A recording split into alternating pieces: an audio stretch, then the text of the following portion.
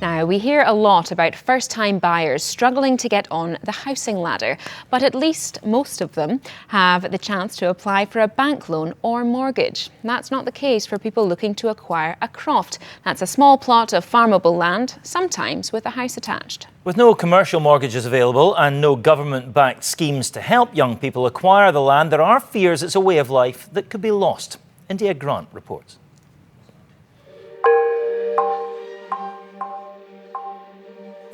What we want to do is croft, and crofting isn't a permanent contract that you can go to a bank with and say, can you give me a mortgage? Yeah. I'm a crofter. Yeah. I'll give you eggs every month and slices of ham. Pay you an eggs and ham. Perfect.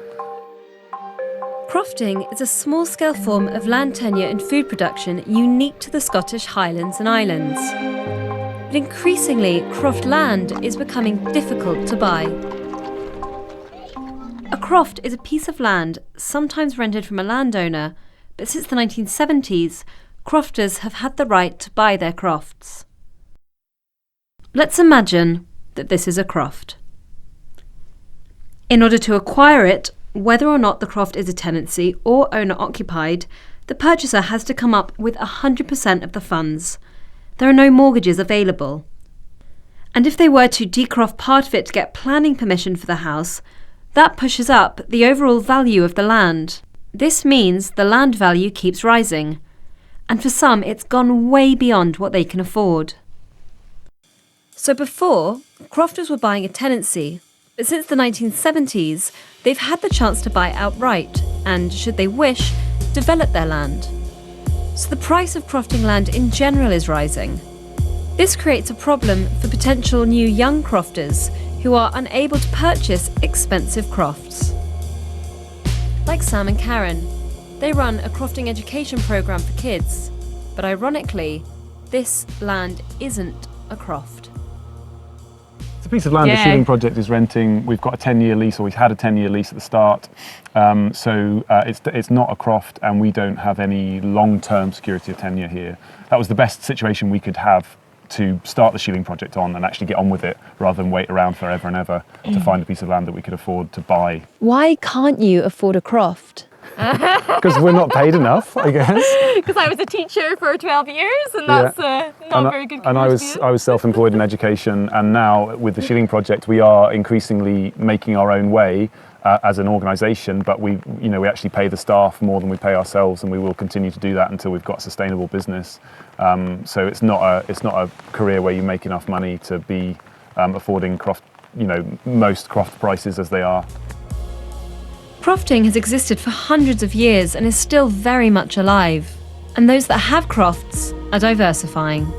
We've got a flock of chickens, we've got ponies and dogs and cats and the usual croft animals. So this is one side of the business, running cattle and sheep, but that's not what's sustaining us. So we also have an Airbnb. These days, if you want to make a living of a croft, you have to diversify and you have to look into different options.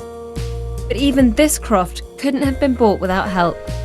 So the previous owners wanted somebody to take this croft over in a traditional way, like with sheep and cattle farming, and not just like a lifestyle property, which is why they wanted us to have it, and they were helping us along the way. So we had some financial help from Tom's parents. We also had some savings of our own. Reforms to the crofting system are not at the top of the political agenda, but there are some possible solutions. What does the Scottish Government need to do?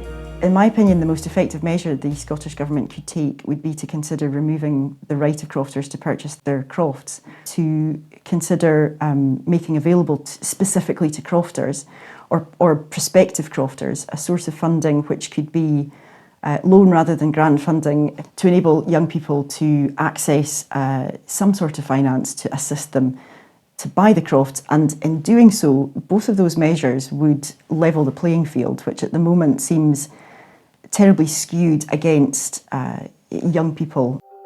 The Scottish Government say they recognise that attracting new entrants to crofting is critical to its future.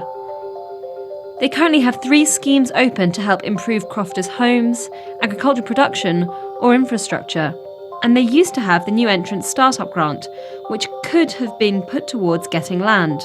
But at the moment, there's no scheme open to help those who want to buy crofts, although the Scottish Government hasn't ruled out reopening the scheme in the future. India Grant, BBC News.